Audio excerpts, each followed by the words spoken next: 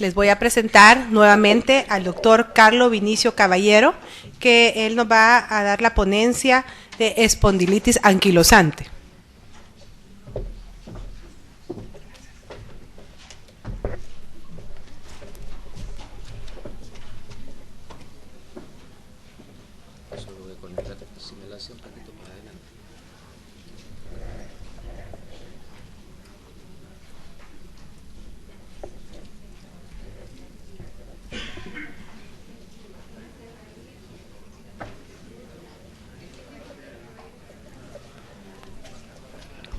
Aló. Bueno, después de ver la presentación que ha hecho la Asociación Salvadoreña de Reumatología con ese video, estoy de verdad gratamente impresionado. Rubén tiene unas cualidades únicas. Yo les quiero contar que yo estoy haciendo un doctorado en comunicación, en nuevas tecnologías. Es el primero que se hace en Colombia. Somos 9 los doctorandos y somos gente del área de la salud. Hay un odontólogo, salud pública, etcétera, estudiando el doctorado en comunicación. Yo estudié el doctorado en comunicación porque me apasiona el tema de las nuevas tecnologías, pero me apasiona la forma como nos podemos conectar a través de ellos, y creo que nuestros países tienen una gran oportunidad en ese enlace, en esa comunicación que hay en todas las vías para la educación, para la asistencia, para tantas cosas, y llega un momento en que uno se queda ya corto desde el punto de vista tecnológico y quiere aprender en profundidad, y por eso entré a estudiar, digamos, el doctorado. Pero mira, llego y veo Rubén, no ha hecho doctorado en nada, ya me superó en cualquier cosa que pueda hacer. Así que felicitaciones, muy bonita. Que la suba a YouTube. Yo tengo un canal en YouTube, si buscan mi nombre, está el canal de la reumatología y todos los eventos. Hacemos unas tertulias reumatológicas, se discuten temas dirigidos al público, muchas de las cosas que ustedes hacen, y es bien interesante ver esa experiencia. Me encantaría poder compartir con ustedes en alguna otra ocasión cosas que estamos haciendo con pacientes a través de mensajes de texto, también del uso del Twitter, el Facebook, etcétera, para todas las cosas que tienen que ver con educación hacia la comunidad y hacia los pacientes. Bueno, ahora el tema que vamos a tratar es el tema de espondiloartropatías. Básicamente son unas entidades que se caracterizan por un dolor en la espalda usualmente, y voy a hacer una revisión general del tema, y cuando uno las analiza radiográficamente tienen la presencia de la sacroileitis, que es la característica fundamental de este grupo de enfermedades. El tema de espondiloartropatía siempre lo he tenido, digamos, de alguna manera cerca.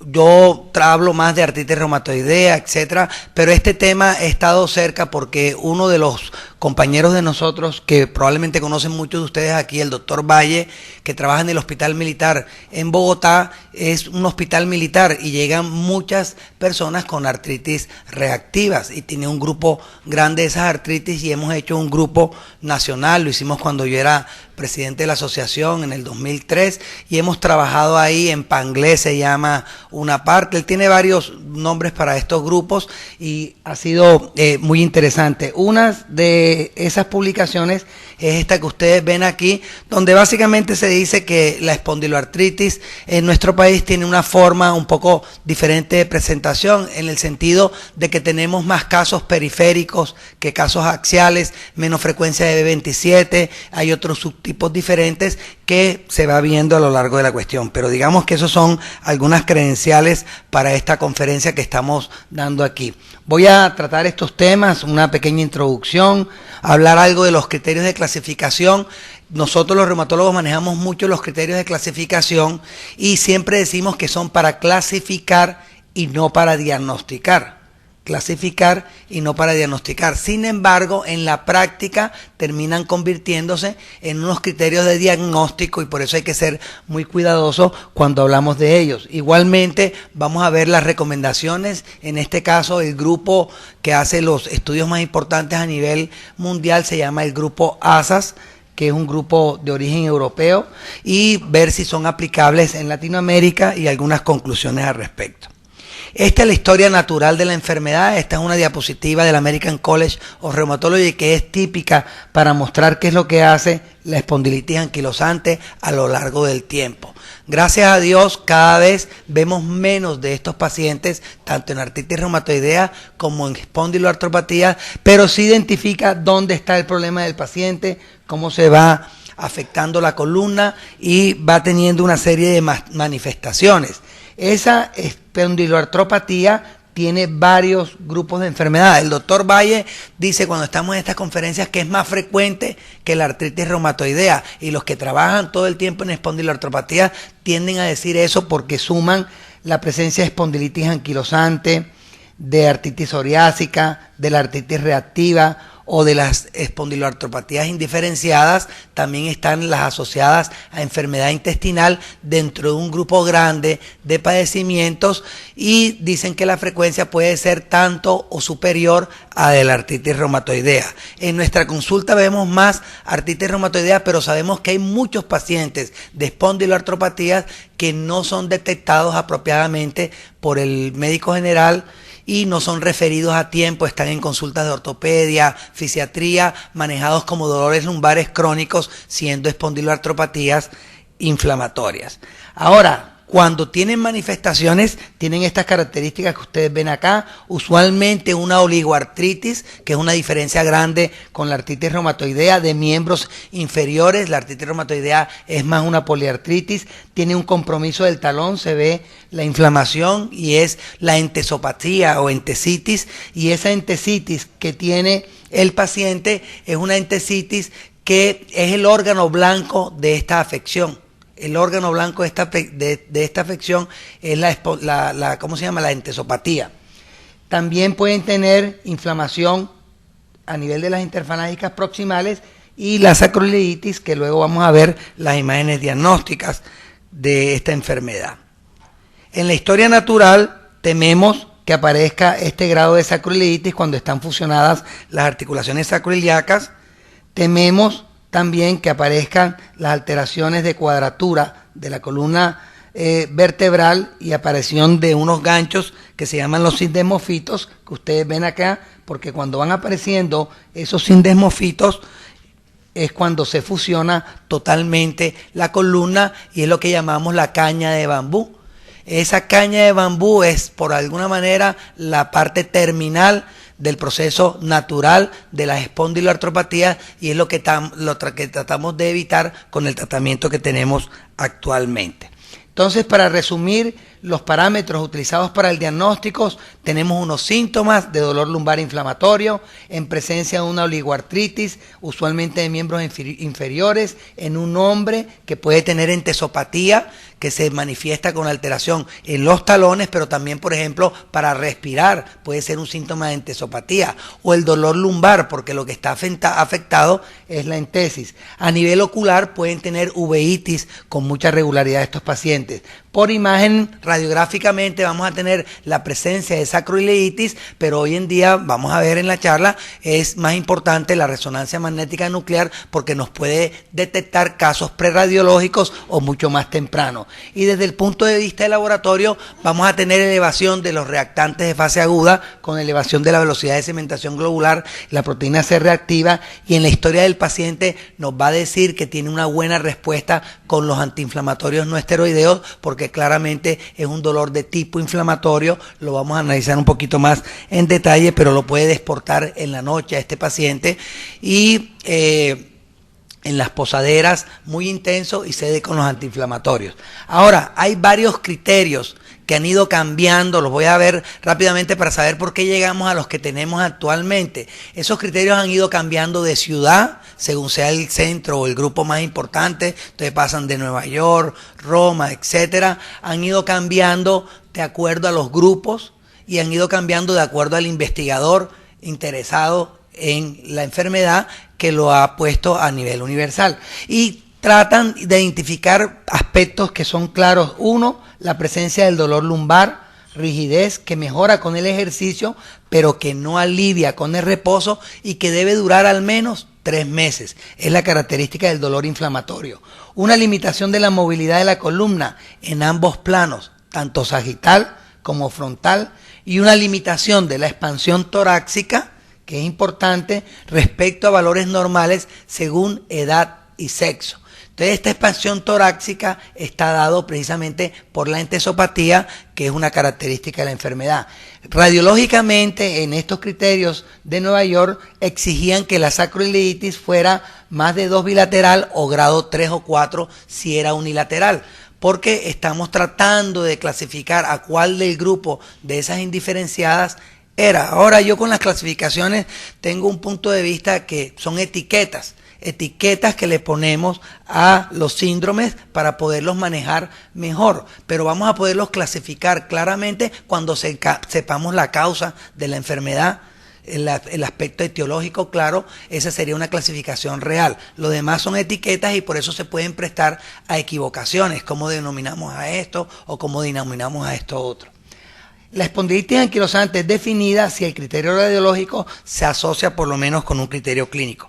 Entonces vino el doctor Amor, francés, y él dijo, bueno, hay muchos casos que no tienen esos criterios únicamente, sino que tienen manifestaciones clínicas, como el dedo en salchicha, como la entesitis, como la uveitis, la cervicitis, como diarrea, o tienen asociación de psoriasis, y además tienen la sacroileitis, y además genéticamente empezaron a demostrarse que eran B27 positivos, que por cierto el doctor que lo describió era peruano, o es peruano, el doctor Stastny, Peter Stastny, con apellido gringo y todo, pero es peruano este doctor que hizo el primer estudio de B27, y tienen buena respuesta a los AINES. Entonces hizo unos puntajes, son necesarios al menos 6 puntos, y lo importante de esta clasificación es que intuye que hay pacientes que tienen manifestaciones que son extraaxiales o fuera de la columna vertebral, que implican o que son importantes en el diagnóstico de la enfermedad.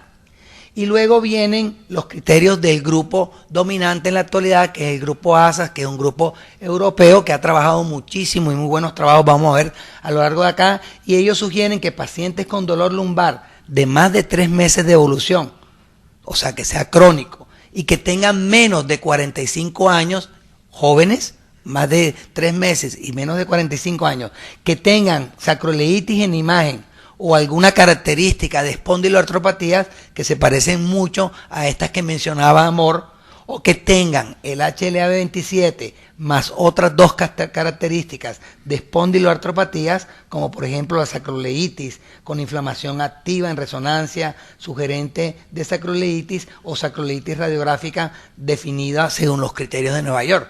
Entonces, si el paciente cumple estos criterios, lo vamos a denominar como espondilitis anquilosante.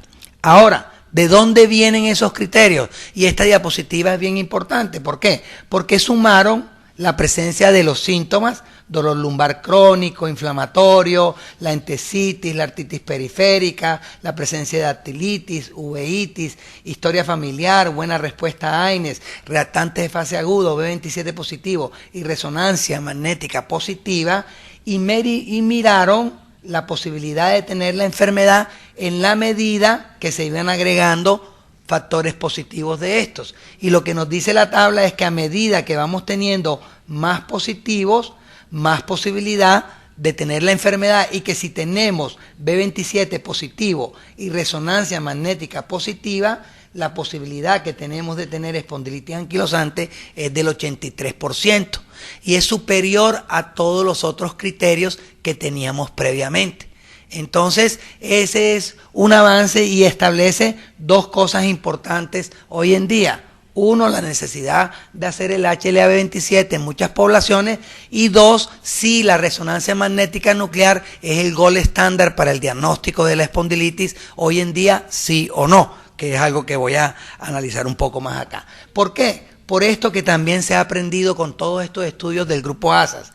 Antes veíamos los pacientes con Nueva York con dolor lumbar y sacroileitis y que tenían sindesmofitos, como les mostré. Y estos eran los que tenían un estadio que llamamos radiográfico, con presencia de la enfermedad, como la estábamos definiendo. Pero ya sabemos, y hay estudios donde se ve que preradiográficamente hay presencia tanto de dolor lumbar como de sacroiliitis por resonancia magnética, y son pacientes que ya tienen la enfermedad, y ese grupo de pacientes se puede tratar y tienen buenos resultados, y este grupo de pacientes no lo habíamos detectado con los criterios que teníamos previamente, de tal manera que eso es una novedad en el diagnóstico de las espondiloartropatías.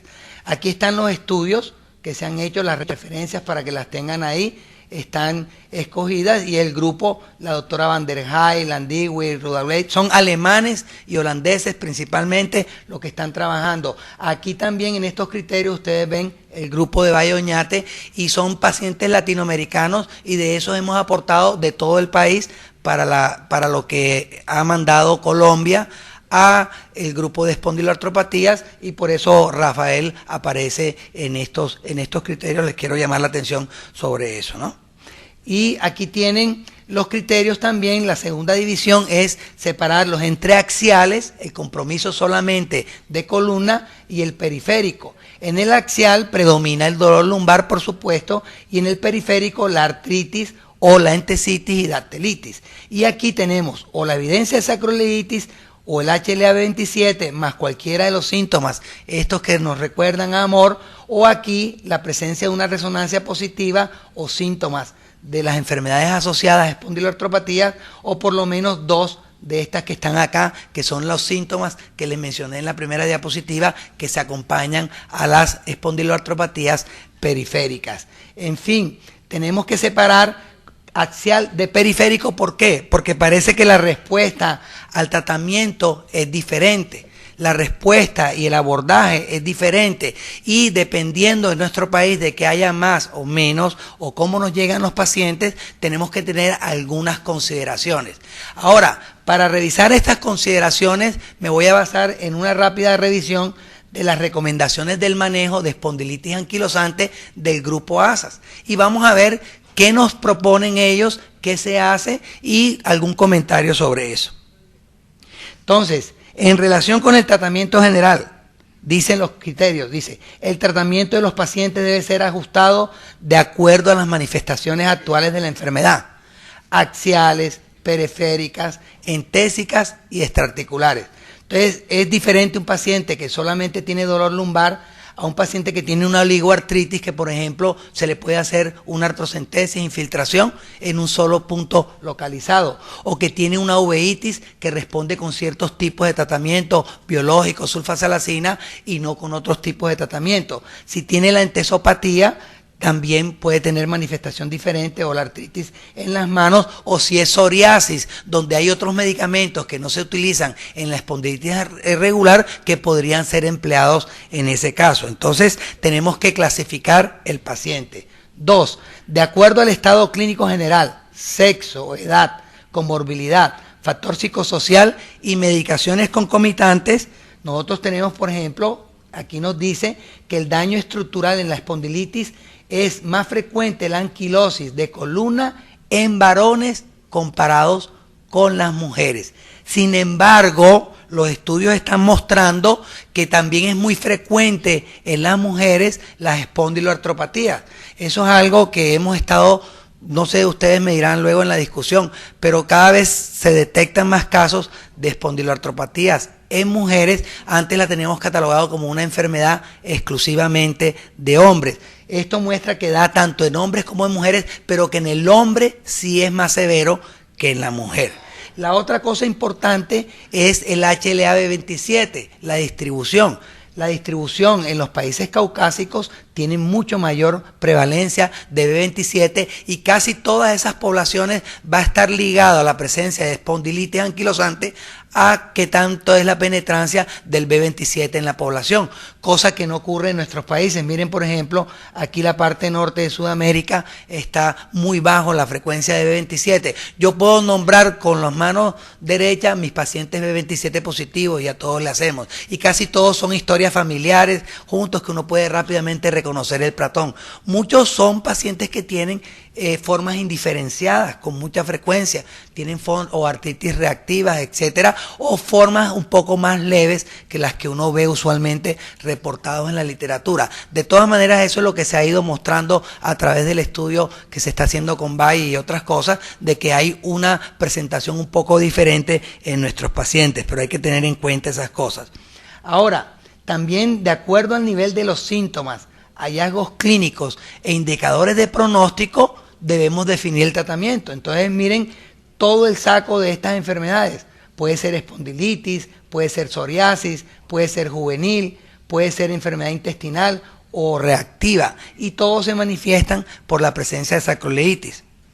Entonces, los pacientes van a tener el dolor lumbar inflamatorio. Aquí están varios criterios que se han hecho, pero son en esencia los que les mencioné. Y hoy en día tenemos herramientas de clinimetría, son cuestionarios, el cuestionario de BAT, que es donde trabaja el doctor Kalin. Fui a BAT ahorita que estuvimos en el Congreso en Londres, allá está el Centro Nacional de Enfermedades Reumáticas, hay un balneario muy importante y tradicionalmente desde la época de los romanos se han hecho ahí balneoterapia. Y el doctor de ahí, André Kalin, es el que más ha trabajado las espondilitis anquilosantes. Entonces tiene dos índices, BASFI y BASDAI, y el BASMI. Esos índices, BASFI es de índice funcional y el BASDAI índice de actividad, y son cuestionarios que se le aplican al paciente o se tienen también en una aplicación, y eso te permite evaluar el estado funcional del paciente o la actividad para decidir el tratamiento. Eso es algo que debemos hacer hoy en día. Más de 4 de BASDAI indica actividad de la enfermedad y hay que aplicarlo de rutina y no es complicado. Los cuestionarios también se aplican online y te permite ir viendo la evolución del paciente a lo largo del tiempo. Para monitorear la enfermedad, ustedes ven las manifestaciones típicas, no se las repito, pero sí ven esto que les digo acá. Tiene que haber en la resonancia lesiones inflamatorias activas. Estas lesiones, como hiperresonantes, blancas que se ven en toda la articulación sacroiliaca, son importantes y pueden presentarse incluso en estadio preradiológico, como les decía, indicando la presencia de la enfermedad en esa persona que tiene síntomas de dolor permanente en la parte posterior, en las posaderas, que tal vez lo esté despertando en la noche y que responde con un antiinflamatorio y un esteroideo, y el paciente está normal en las radiografías cuando se las tomas. Ahora, en la vida real, este es un caso de nosotros. Es un paciente de 47 años con una lumbalgia crónica, múltiples médicos antes de llegar con nosotros, con BCG llegó en 69 y PCR en 24, con respuesta antiinflamatorios, y B27 positivo, y no había sido diagnosticado como espondilitis anquilosante. Lo diagnosticamos, le hicimos radiografías, estas que ven acá, y una gamografía que le hicieron antes de llegar conmigo, y las reportaron como normales. Frecuentemente ocurre que los radiólogos, ¿hay radiólogos en la sala? ¿Sí hay? Ah, bueno, pero me están grabando, tengo que ser precavido. Frecuentemente ocurre que los radiólogos se les vuela. Aquí uno ve, si un poquito, mira, hay algo de esclerosis acá, que hay que acompañar de los síntomas, y aquí en la gamografía es muy inespecífica, te muestra algo como que si hay captación o no, no sabes qué hacer, y son problemas de la vida real. Y miren todo lo que tenía, le pido BCG elevada, PCR elevada, bueno, y le pedimos el B27 y sale positivo, pues es una espondiloartropatía. Ahora, miren los problemas en el tratamiento. Aquí tenemos este paciente desde que lo empecé a seguir, 2006 hasta el 2012, y tienen en azul el BASDAI, índice de actividad, y tienen en rojo el índice funcional. Y ustedes ven cómo va variando a lo largo del tiempo.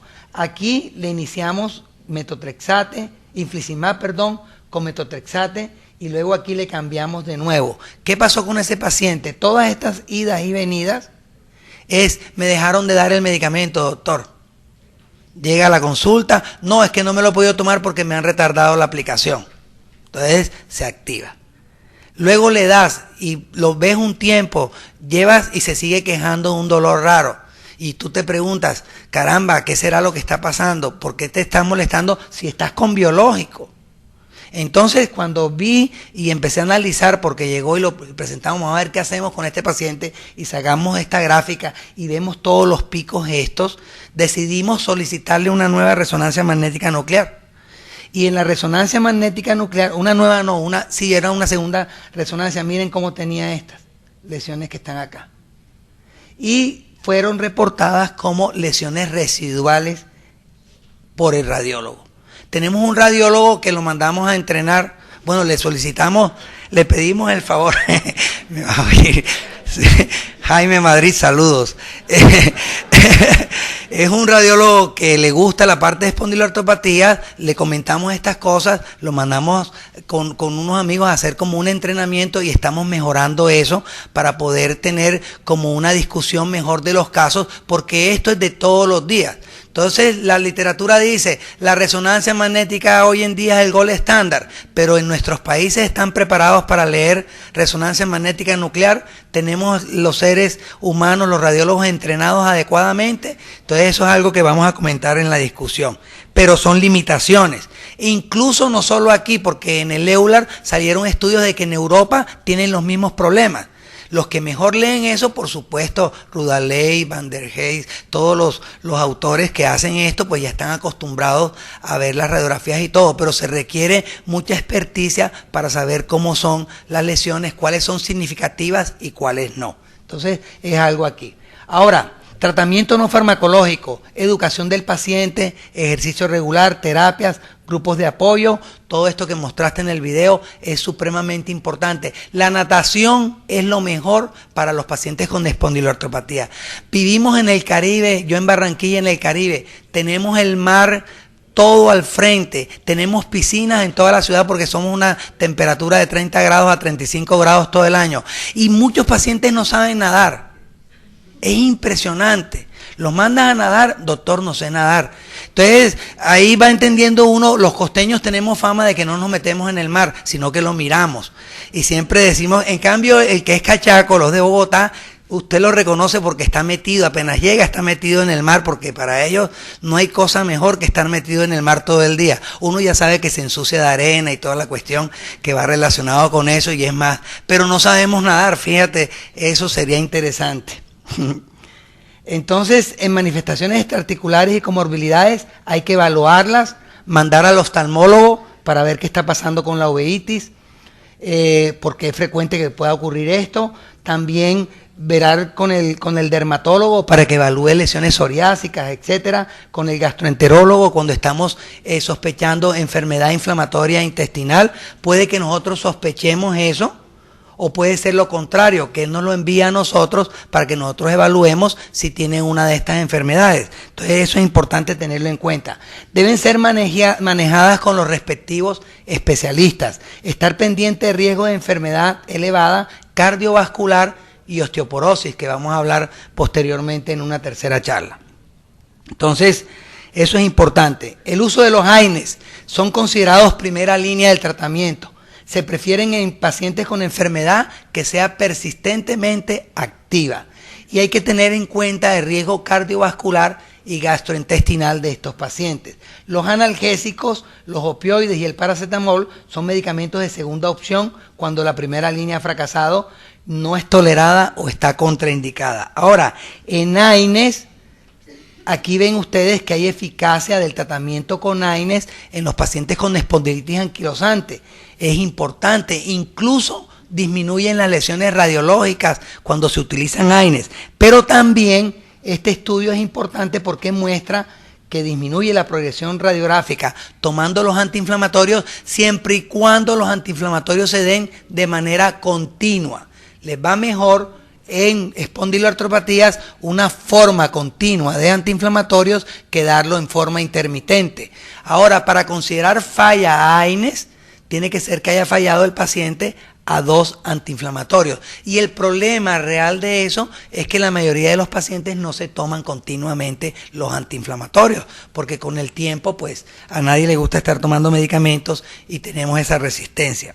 En relación con los esteroides, se pueden utilizar en inyecciones. En el sitio de inflamación musculoesquelético, el uso sistémico no tiene evidencia. Sin embargo, hay un estudio muy reciente que muestra que a dosis alta de 50 miligramos diarios los pacientes tuvieron inactivación temprana de la enfermedad. Es para mirar, salió en Lancet o en New England este estudio que le estoy mencionando, pero bueno, vuelve a poner en el juego si los esteroides sirven. Sin embargo, todos los que hemos utilizado esteroides en espondiloartropatías a dosis baja, lo que sea, sabemos que no funciona. Muy diferente la respuesta a la que uno sí ve en artritis reumatoidea, que los pacientes les va bastante bien con el uso, así que no lo recomendaría para nada utilizar los esteroides, y estos estudios sería como ver en el futuro qué tipo de aplicación podría tener. Aquí ustedes ven qué pasa cuando se infiltran corticoides en la articulación en pacientes con espondiloartropatía, el grado de la inflamación articular por resonancia magnética, el grado del dolor lumbar y antes y después de la infiltración guiada por una tomografía. Esto no sé, también lo podemos ver en la discusión, qué tanto de los reumatólogos hacen infiltraciones guiadas. La mayoría en nuestro país la hacemos donde duele y ahí se coloca, y muchos de los pacientes responden. Entonces eso me deja a mí dos preguntas. ¿Será que tiene un efecto sistémico el corticoide? Porque muchos mejoran con la infiltración, pero no estoy tan seguro de que lo estemos poniendo exactamente en el sitio que es. Yo tengo ecografía y con la ecografía se puede precisar un poco más dónde está el lugar donde tú puedes poner la infiltración, pero es algo que requiere de verdad habilidad y conocimiento de los pacientes, y una técnica que uno va mejorando con el tiempo y la experiencia con los pacientes.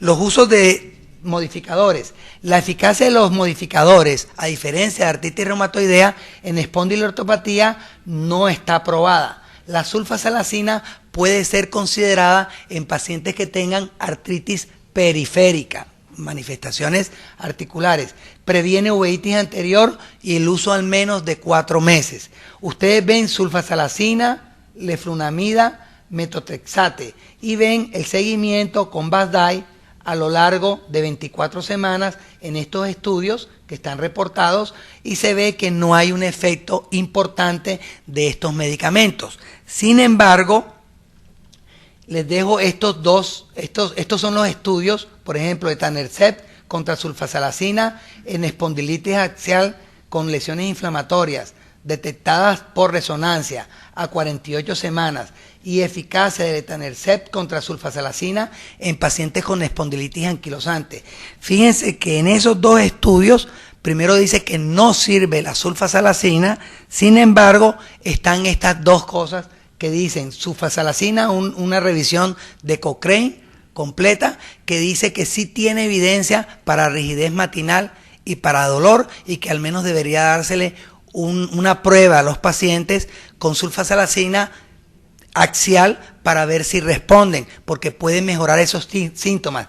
Y este segundo artículo de Esther, el que les mostré anterior, el seguimiento a 2 años, y ahí no hubo diferencias entre el biológico y la sulfasalacina, no hubo diferencia. Este lo traigo así como está porque el otro está abierto, acceso abierto, y uno puede consultar todo el artículo, y este lo dejaron cerrado, no está abierto, no se puede consultar.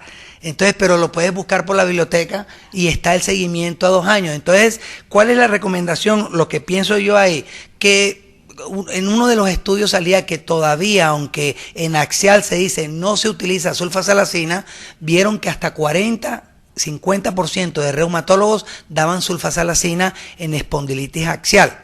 De esos estudios, revisando y los someto a la discusión del grupo, se podría decir que uno podría darle una prueba al paciente de 3 a 6 meses, algunos responden, y si ese responde, podría seguir. Veríamos si está en el rango del placebo.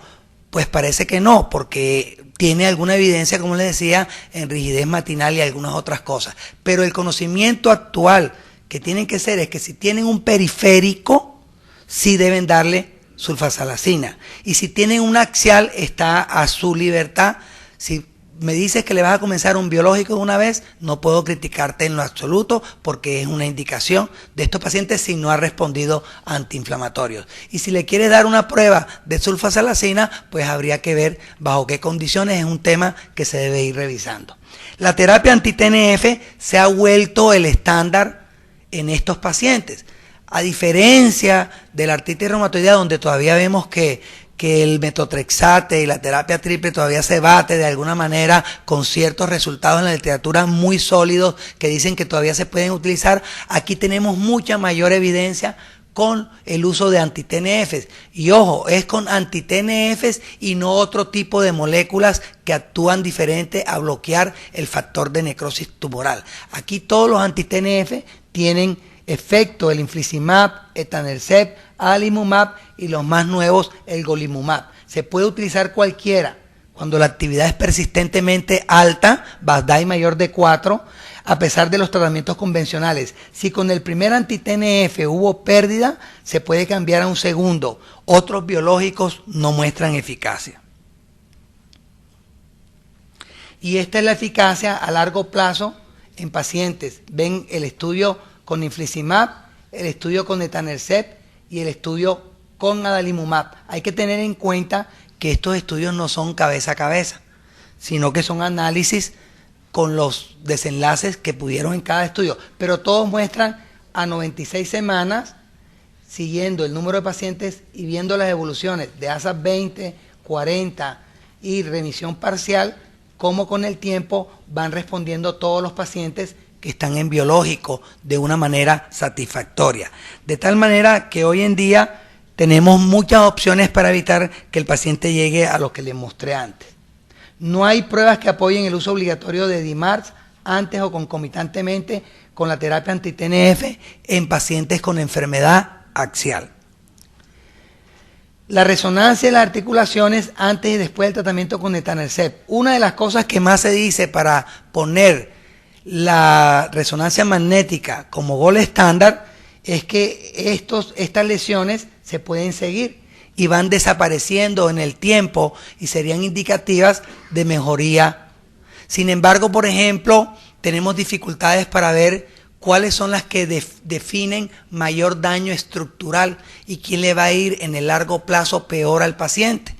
Ni siquiera, por ejemplo, aprobado, hay unas lesiones que son de edema óseo que pueden asociarse con la aparición de sindesmofitos. Y los sindesmofitos son los que crean los puentes. Entonces hay diferentes mecanismos fisiopatogénicos. Cómo se crea el puente, cómo se crea la inflamación. Los anti-TNF son buenos con la parte inflamatoria, pero el daño residual, aparición de sindesmofitos y otras alteraciones que son las que determinan el daño crónico, no está probado que los TNF puedan parar eso a la fecha. Entonces es un área de investigación. Pero esto es un argumento poderoso a favor de la resonancia en el seguimiento de estos pacientes. La cirugía se reserva para pacientes con estadio final, cifosis severa de la columna cervical y torácica, que ojalá no nos estén llegando. La artroplastia total de cadera con dolor refractario o discapacidad. Evidencia radiográfica de daño estructural independiente de la edad. La osteotomía correctiva pueden ayudar en deformidad severa e invalidante. Radiografía, la operación de las caderas, tenemos bastantes pacientes con operación de las caderas y al igual que la artritis reumatoidea le va bastante bien a esos pacientes si se logran intervenir temprana y adecuadamente. Estos cambios en la enfermedad, debido a los cambios en el curso de la enfermedad, se debe prevenir las fracturas en columna vertebral, evaluación adecuada, utilización de imágenes y hacer diagnóstico diferencial con infecciones. Y esto que ustedes ven aquí es del grupo ASAS. Las diapositivas que tengo, hay muchas diapositivas, son como más de 400 diapositivas. Cada uno tiene que seleccionar porque ellos los tienen abiertos como en 20 idiomas. Ustedes se meten ASAS Group y consultan allá y pueden ver de epidemiología, de diagnóstico y todo. Y tienen esta calculadora que es igual que la calculadora del DAS28. La tienen en línea. En esa calculadora te preguntan si el paciente tiene dolor lumbar o no, si tiene rigidez matinal o no. Te preguntan la evaluación global del paciente.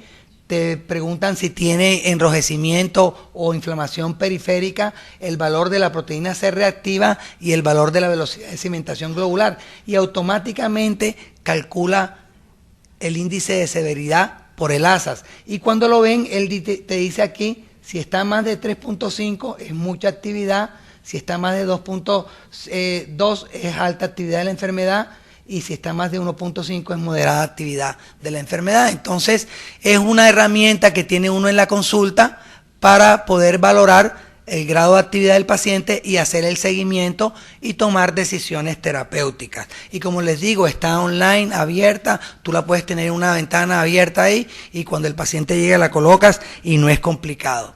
Estos son desenlaces y simplemente esto es para mostrarles que todos los estudios dependen del desenlace que uno escoja. Si uno va a escoger que sea por actividad de la enfermedad, por función física, por metrología, por rayos X, por trabajo, etcétera, y así como tenemos opciones, pues vamos a tener resultados en la literatura y eso es una de las cosas que tenemos que saber como médicos, leer, analizar, sí, ver cuál es la mejor evidencia disponible para finalmente aplicarla en nuestro paciente. Como conclusiones, ustedes ven aquí, estos son los sindesmofitos que queremos evitar y para evitar eso sabemos que hay nuevas herramientas en el diagnóstico de los estadios tempranos de espondilitis anquilosante, incluyendo nuevos criterios de clasificación tanto para la forma axial como para la forma periférica y el uso de la resonancia magnética nuclear que junto con el uso de los medicamentos han revolucionado la forma como abordamos la espondilitis anquilosante. Los tratamientos biológicos han probado ser altamente eficaces en pacientes con espondilitis anquilosante, particularmente, como en todas estas enfermedades, con las formas tempranas de ellas, que es a donde tenemos que orientarnos más, porque ¿qué hacemos con un paciente que nos llega después de 10 años? Si nos llega temprano, podemos hacer más cosas. Para terminar, ya salieron en Twitter, les decía, con los miembros de la pujante Asociación Salvadoreña de Reumatología. Ya tenía 2 retweets esta mañana cuando lo puse, pero como después hubo la foto oficial, sí, y vi que la doctora Rodríguez no había estado en la foto oficial, que salió en el video, dije rápidamente la pongo aquí para que todos estén contentos y darse las gracias por la invitación que me hicieron. Gracias. Esta conferencia, Carlos Vinicio, siempre ha habido la intriga de los AINES en el uso del espondilitis anquilosante. ¿Cuál ha sido tu experiencia en especial? ¿Cuáles son los AINES que más te han funcionado? Bueno, ahí usted sabe que nos enseñaron que la indometacina era el mejor antiinflamatorio no esteroideo para una espondiloartropatía. Cada vez se consigue menos, pero a veces, y uno con todo lo que ha leído de AINES, ya le da miedo pues utilizar la indometacina porque es de los más bravos, pero a veces tiene uno esa sensación de que no va a responder con más nada. Yo hoy día el que más utilizo para esos pacientes es etoricoxib, y que tiene algunos estudios también que dice que sirve, pero en general todos los AINES pueden ser utilizados. La regla es que haya sido dado por lo menos 2 semanas seguidos y que el paciente responda. Y eso sí lo he visto, que el paciente, tú le das AINES y llega mucho mejor a la siguiente consulta si es claramente inflamatoria. Y si falla los 2, entonces ya considerar el biológico. Tengo problemas con el seguimiento a largo plazo porque se supone que debes darle permanentemente a los pacientes. Pero ¿cuántos pacientes se toman permanentemente el antiinflamatorio? Yo les insisto siempre que debe tomarlo permanentemente. El paciente siempre tiene la tendencia a irlo retirando. Entonces, va. Y también trato mucho, por ejemplo, les decía que nosotros no tenemos tantas formas severas axiales. Muchos pacientes tienen dolor en una o en otra y es una sacroiliitis unilateral y todo. Esos pacientes los infiltramos con frecuencia. También cuando tienen periférico, saco líquido y todo, y en el manejo de estos pacientes les va relativamente bien. Pero eso es lo que normalmente hago. No, por ejemplo, no recuerdo haberle dado 3 o 4 antiinflamatorios a un paciente con espondiloartropatía. Si está en esa condición, ya lo paso a biológico. Tenemos que usualmente el que utilizamos, etanercept, le va bien, o adalimumab, cualquiera de esos 2 que son los que tenemos más disponibles en el Sistema Nacional de Salud.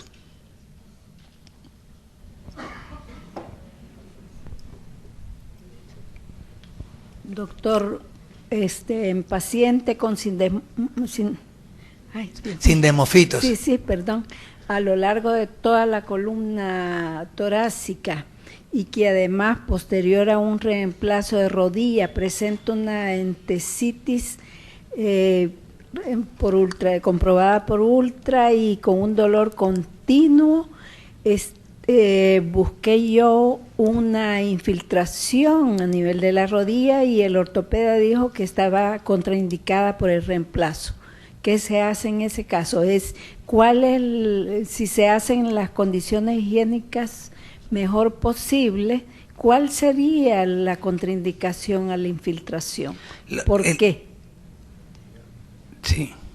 Las entesopatías, por ejemplo, en el talón, lo que yo sé de esto, en talón no se debe hacer infiltración, porque el tendón de Aquiles es muy fino y si haces infiltraciones corres el riesgo de que se rompa. Sí. Entonces sería un problema. A veces haces al lado, de un ladito, de la otra cuestión y todo eso, no sé qué tanto pueda realmente, pero no infiltrarlo directamente. Entonces, en esos casos que mencionas, he visto que se hacen, por ejemplo, rayos infrarrojos, uno con terapia con ultrasonido, con la doctora Esperanza Naredo, que hace ultrasonido, han hecho como le hacen a las calcificaciones y hacen los urólogos con la litotripsia y le colocan el litotriptor y eso puede ayudar un poco a paliar el dolor de esos pacientes. La contraindicación sería que ese tendón se vaya a reventar y quedes con un peor problema en un momento determinado. Porque no fue esa la razón que dieron, sino el hecho de haber reemplazo. No un reemplazo, porque le habían hecho un reemplazo y le apareció entesopatía. No sé, no me queda claro, no sé si alguno, tú Rubén. Sí, yo sé por la otra razón, pero por esa no. Cuidando la asepsia yo entendía que tal vez se podría, ¿verdad? ¿Cómo? No, es en el ligamento lateral externo. Y ese paciente está con biológico. Solo lateral externo. Uno ve que los pacientes que tienen, por ejemplo, sindesmofitos. Recuerdo que tengo esa familia que les digo, una familia que son el papá, hijo, nieto y un hermano. Son como 6 casos en la familia. Y él tiene la forma más severa y llegó supremamente incapacitado, con caña de bambú incluso y todo, pero el paciente llegó en silla de ruedas, se le dio biológico, el paciente se le hizo una operación en una cadera que era lo que tenía limitado y ese paciente yo tengo el video de él caminando perfectamente, cojito y todo, pero lo hace bastante bien y respondió y tenía mucho dolor por esas entesopatías, entonces... Y fíjese, doctor, que además el mismo reemplazo, dijeron que era la contraindicación de usar ultrasonido como tratamiento alternativo, digamos. A mí no me queda como claro, así que claro, ¿qué podría sí. hacer? No te sabría decir. Gracias.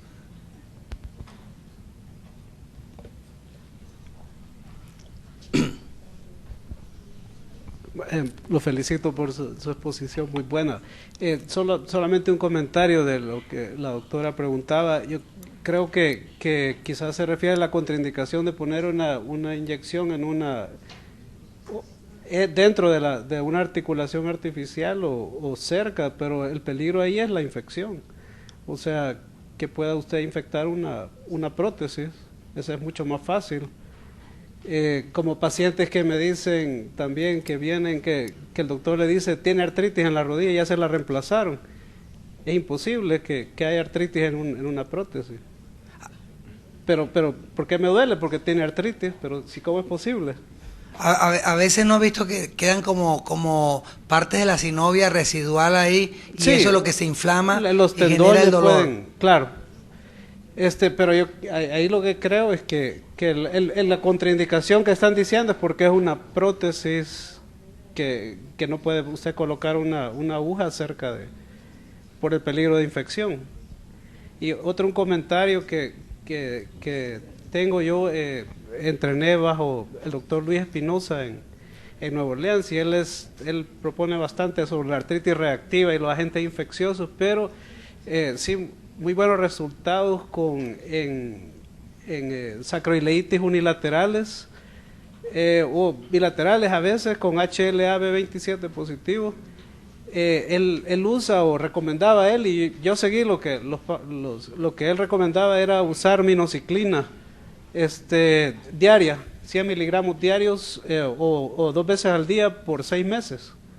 Y con buenos resultados, o sea, en experiencia personal he tenido buenos resultados, no en la espondilitis anquilosante pura o clásica que ve uno del libro de texto, pero en las sacroileitis unio bilaterales, que no hay otro cambio, minoxiclina diaria 2 veces al día, 100 miligramos, o doxiciclina por 6 meses, el dolor mejora.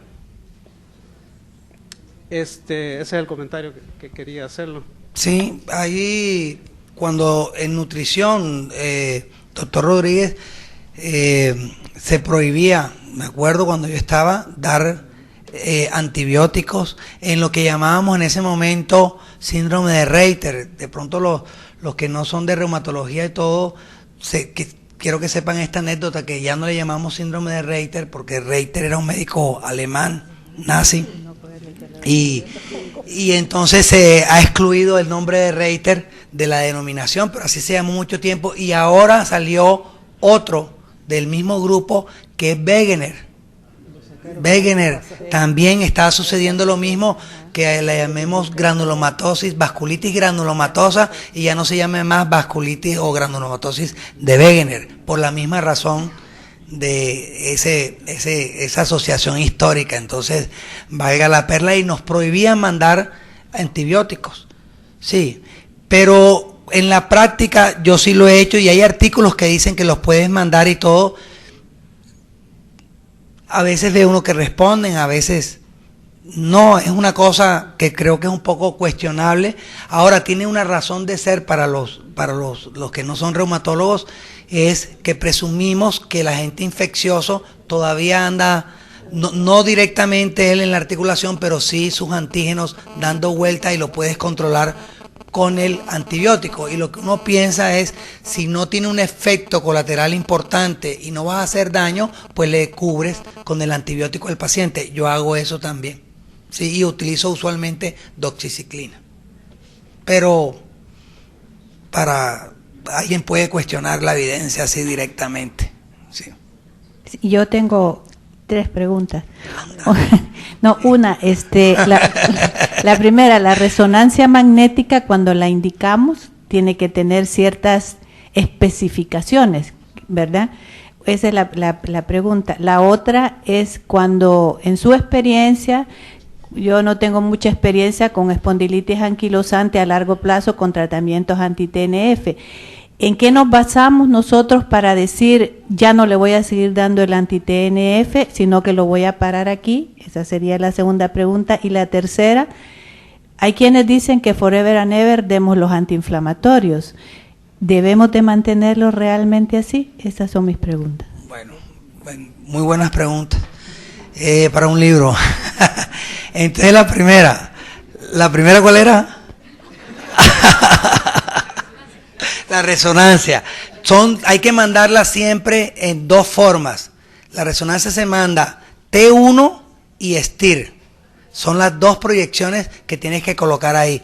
Favor hacer una resonancia magnética sacroiliacas en T1 y STIR, que es la forma gris, que es como puedes detectar las lesiones.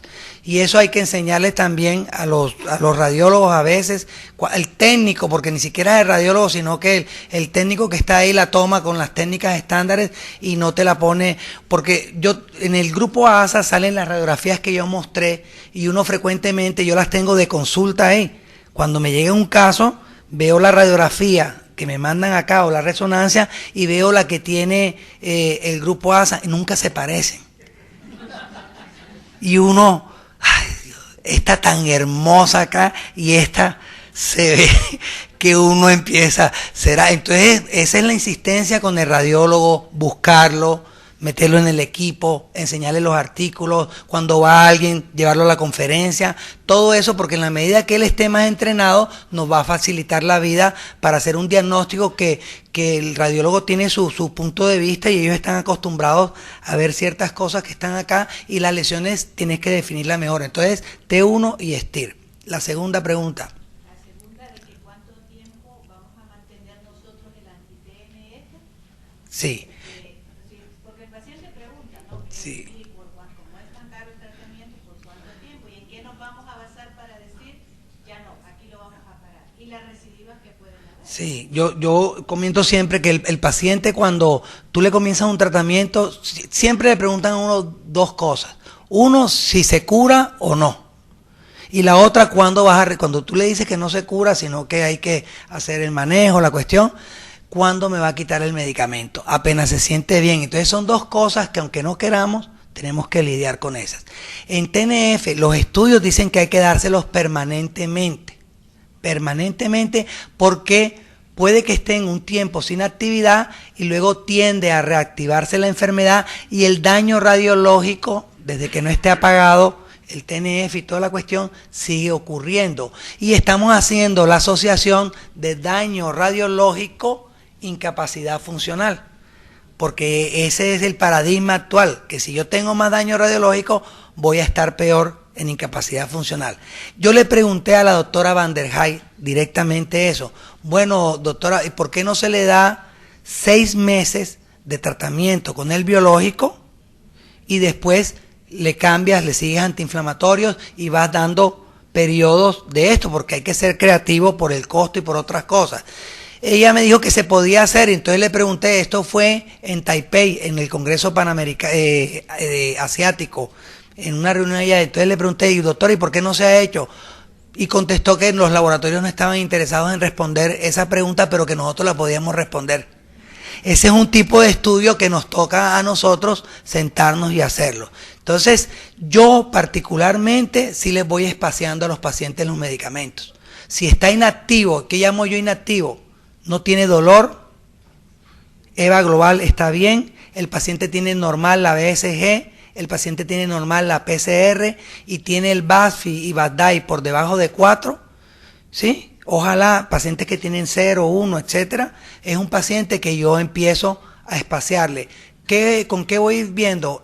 La vida media de cada uno de los medicamentos que le estás dando. Por ejemplo, si le estoy dando adalimumab, que es cada 2 semanas, se lo puedo poner cada 3 semanas y después cada 4. Y tengo varios pacientes que están con 1 mes y los pacientes están bien, y revisando permanentemente la literatura, viendo qué sale sobre eso, si la conducta que estoy haciendo es razonable o no, pero sí lo pienso. Y el paciente también te lo dice, doctor, ¿por qué voy a seguir tomando si estoy bien? Entonces esa sería la respuesta.